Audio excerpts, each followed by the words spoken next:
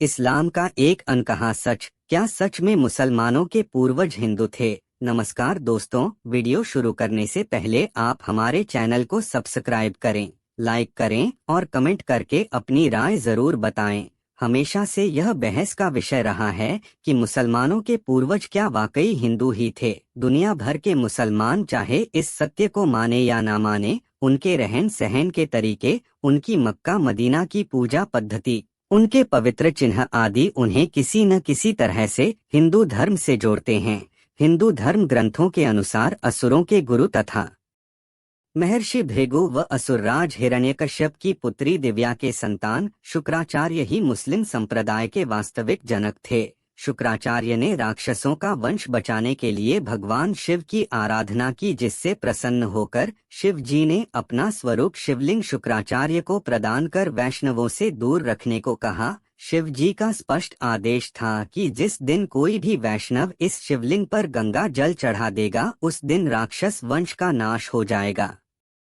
शुक्राचार्य ने महादेव के स्वयं दिए शिवलिंग को भारतवर्ष तथा हिंदुओं से दूर रेगिस्तान में स्थापित किया, जिसे आज अरब देश में मक्का मदीना के नाम से जाना जाता है।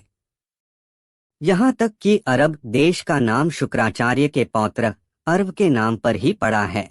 शुक्राचार्य मूल रूप से काव्य ऋषि थे और उनके सम्मान में मक्का मदीना के शिव मंदिर को काव्या नाम दिया गया। कालांतर में काव्या नाम विकृत होकर काबा बन गया, जिसे मुसलमानों का सबसे पवित्र स्थल माना जाता है। अरबी भाषा में शुक्र का मतलब महान माना जाता है और शुक्र अर्थात शुक्रिया अथवा धन्यवाद शब्दों का जन्म भी गुरु शुक्राचार्य के नाम पर ही हुआ है।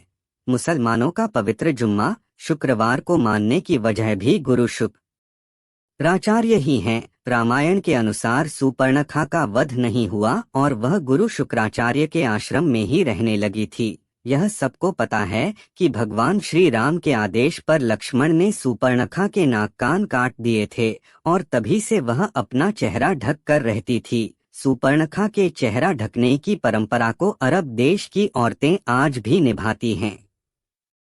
अरब देशों के रेगिस्तान में तेज धूप होने की वजह से वहां के लोगों ने सिर ढकने के लिए टोपी पहनना शुरू कर दिया, जो आगे चलकर उनकी पूजा पद्धति में शामिल हो गया। रेगिस्तान में उपजाऊ जमीन, अनाज आदि के अभाव में लोगों ने जानवरों को मारकर खाना शुरू किया और इस हत्या को कुर्बानी का नाम दिया गया। इंसानों के मरने के बाद उन्हें जमीन में दफन करने की परंपरा शुरू हुई, जिसका मुख्य कारण रेगिस्तान में जलाने योग्य लकड़ी का ना होना था। काबा में 360 मूर्तियां हैं, जिनमें शनि और चंद्रमा की मूर्तियां शामिल हैं। मुस्लिम इतिहासकारों के अनुसार इनमें से ही एक मूर्ति को अल्लाह का नाम दिया गया। शनि, चंद्रमा के अलावा सूर्य और अन्य ग्रहों की मूर्तियां होना इस बात का प्रतीक है कि काबा में नवग्रहों की पूजा की जाती थी। हिंदू धर्म आज भी नवग्रहों की पूजा करता है और यह माना जा सकता है कि मुसलमानों को नवग्रह पूजा सिखाना गुरु शुक्राचार्य का ही काम है। अर्धचंद्र को हिंदू धर्म में पवित्र माना जाता है क्योंकि यह भगवान शिव के ललाट की शोभा बढ़ाता है। अर्धचंद्र चिन्ह का काबा में महादेव के प्रतीक पर होना इस चिन्ह को मुसलमानों में पवित्र बनाता है और इसे इस्लाम के झंडे पर स्थान दिया गया है। हिंदू धर्म के पवित्र शब्द ओम के संस्कृत रूप को अगर शीशे में देखें तो यह अरबी भाषा में लिखे गए अल्लाह की तरह दिखाई देता है। यहाँ तक कि मुसलमानों में पवित्र माना जाने वाला 786 अंक भी से ही बना है। ध्यान देने वाली बात यह है कि कोई भी मुसलमान इस बात को स्वीकार नहीं करता कि 786 अंक वास्तव में हिंदुओं का वैदिक प्रतीक है। कोई भी मुस्लिम बुद्धिजीवी ये नहीं बता पाता कि अगर 786 अंक नहीं तो आखिर क्या है। मुसलमान मक्का जाकर काबा के शिवलिंग की 7 बार परिक्रमा भी करते हैं, जो बहुत पहले से चला आ रहा है। गुरु शुक्राचार्य ने यकीनन इस्लाम से पूर्व पैदा हुए अरब क्षेत्र के लोगों को हिंदू पूजा पद्धति सिखाई होगी। मक्का से कुछ ही दूरी पर एक बड़ा साइन बोर्ड लगा है, जिस पर लिखा है कि इस क्षेत्र में गैर मुस्लिमों का प्रवेश वर्जित है।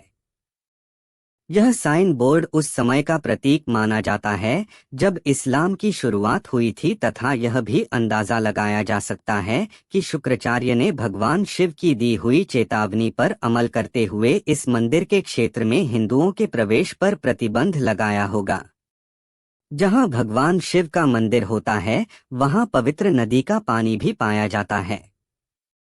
हिंदू मंदिरों की यह परंपरा भी काबा से जुड़ी हुई है और मंदिर के साथ ही पवित्र पानी का स्रोत भी स्थित है जिसे जमजम पानी के नाम से जाना जाता है। इस्लाम धर्म के प्रवर्तक मोहम्मद साहब स्वयं भी वैदिक परिवार में हिंदू के रूप में जन्मे थे और जब उन्होंने अपने प्रकृति पूजक, मूर्ति पूजक परिवार की परंपरा और वंश से संबंध तोड़ने और स्वयं को पैगंबर घोषित करना निश्चित किया, तब संयुक्त हिंदू परिवार छिन्न भिन्न हो गया।